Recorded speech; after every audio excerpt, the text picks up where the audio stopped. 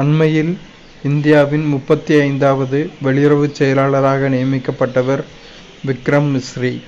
சமீபத்தில் இந்தியாவின் தொழில்முறை கோல்ஃப் சுற்றுப்பயணத்தின் புதிய தலைவராக நியமிக்கப்பட்டவர் கபில் தேவ், யாருக்கு 2024ஆம் ஆண்டுக்கான பென்பிண்டர் பரிசு வழங்கப்பட்டுள்ளது. அருந்ததி ராய் அண்மையில் நேட்டோவின் புதிய பொதுச் செயலாளராக நியமிக்கப்பட்ட மார்க் ரூட்டே எந்த நாட்டின் பிரதமர் ஆவார்? நெதர்லாந்து.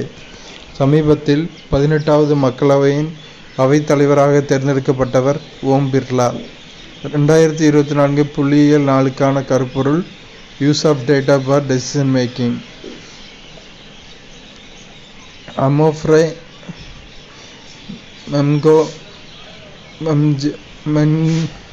மென்கோசிபாலிட்டிஸ் என்றால் என்ன? மத்திய நரம்பு மண்டலத்தை தாக்கும் ஓர் அரிதான, பொதுவாக ஆபத்தான தொற்று. தனது முழு விலங்கினங்களின் சரிபார்ப்பு பட்டியலை தயாரித்த உலகின் முதல் நாடு இந்தியா. ஸ்னோ பிளைண்ட் என்றால் என்ன? தீம்பொருள், மால்வேர். தென்னாப்பிரிக்க அணியை வீழ்த்தி 9வது ICC ஆடவர் T20 உலகக்கோப்பையை வென்ற அணி இந்தியா. அண்மையில் இ-சங்கிகி என்ற வலைதளத்தை உருவாக்கிய அமைச்சகம் எது? புள்ளியியல் மற்றும் திட்ட அமலாக்க அமைச்சகம். சமீபத்தில் நிலையான ட்ரைநைட்ரோ டொலுயினை விட 2.01 மடங்கு அதிக ஆபத்தான செபக்ஸ்-2 வெற்றிகரமாக உருவாக்கி சான்றளித்துள்ள நாடு இந்தியா. INS ரன்வீர் சார்ந்த வகை ராஜ்புத். ஒவ்வொரு ஆண்டும் சரக்குகள் மற்றும் சேவைகள் வரி GST-னால் அனுசரிக்கப்படுகிற தேதி ஜூலை 1. அண்மையில் எந்த மாநிலத்தைச் சேர்ந்த ஆராய்ச்சியாளர்கள் தென்னை நார்களிலிருந்து மின்தேக்கிகளுக்கு சூப்பர் கெப்பாசிட்டர்ஸ் செயலூட்டிய கரியை உற்பத்தி செய்யும் முறையை உருவாக்கியுள்ளனர்? கேரளா. MK ரஞ்சித் சிங். பலர் எதிர் இந்திய ஒன்றியம் மற்றும் பலர் வழக்குடன் தொடர்புடைய பிரச்சினை தட்பவெப்பநிலை மாற்றம். 2024 செயற்கை நுண்ணறிவு தயார்நிலை குறியீட்டில் AIPI இந்தியாவின் தரநிலை 72வது. இந்திய நாட்டுப்புற மற்றும் பழங்குடியின கலைகளை வசீகரிக்கும் விதத்தில் காட்சிப்படுத்தும் ஹூனார் என்ற கண்காட்சியை நடத்திய நகரம் துபாய்.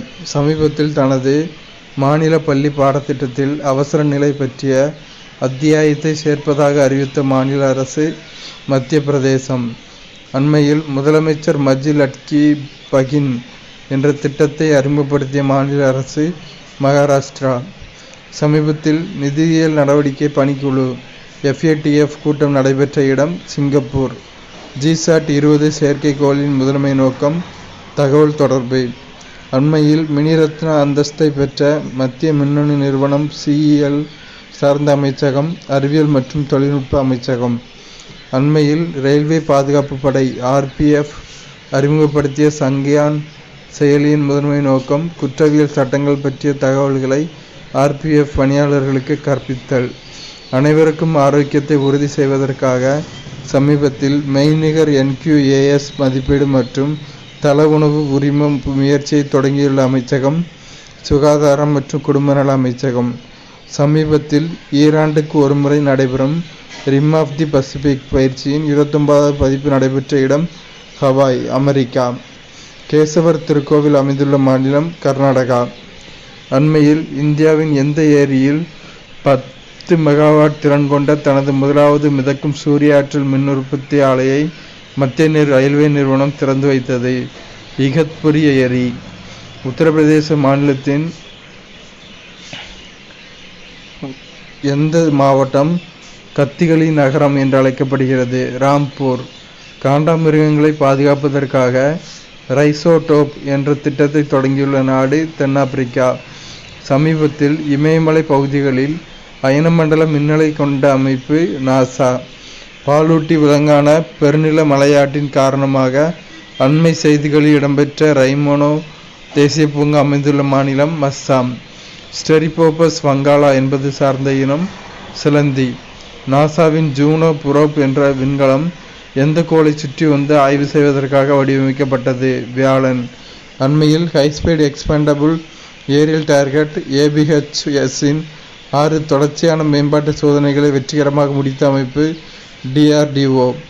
சமீபத்தில் காமன்வெல்த் ஊராட்சி அரசு மன்றத்தின் CLGF வருடாந்திர வாரிய கூட்டம் நடைபெற்ற இடம் இலங்கை.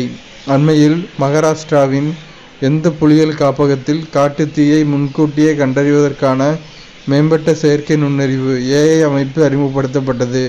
பெஞ்ச் புலிகள் காப்பகம். பள்ளிக்கரணை சதுப்பு நிலம் அமைந்துள்ள மாநிலம் தமிழ்நாடு. புவன் பஞ்சாயத்து 4.0 மற்றும் அவசர நிலை மேலாண்மைக்கான தேசிய தரவுத்தளம் ஆகியவற்றுக்கான தேசிய அளவிலான புவிசார் தரவுத்தளங்களை உருவாக்கிய அமைப்பு இஸ்ரோ. சமீபத்தில் உத்தரப்பிரதேச மாநில அரசு அதன் எந்த மாவட்டத்தில் உள்ள உயிரி நெகிழி பூங்காவை அமைக்க முடிவு செய்துள்ளது? லக்கிம்பூர் கெரி. அண்மையில் மைக்ரேஷன் அண்ட் டெவலப்மெண்ட் பிரீஃப் என்ற தலைப்பிலான அறிக்கையை வெளியிட்ட அமைப்பு உலக வங்கி. சமீபத்தில் நெகிழி கழிவுகளை பயன்படுத்தி சாலையை அமைத்த இந்தியாவின் 2வது இராணுவ நிலையம் ஜெய்ப்பூர் இராணுவ நிலையம்.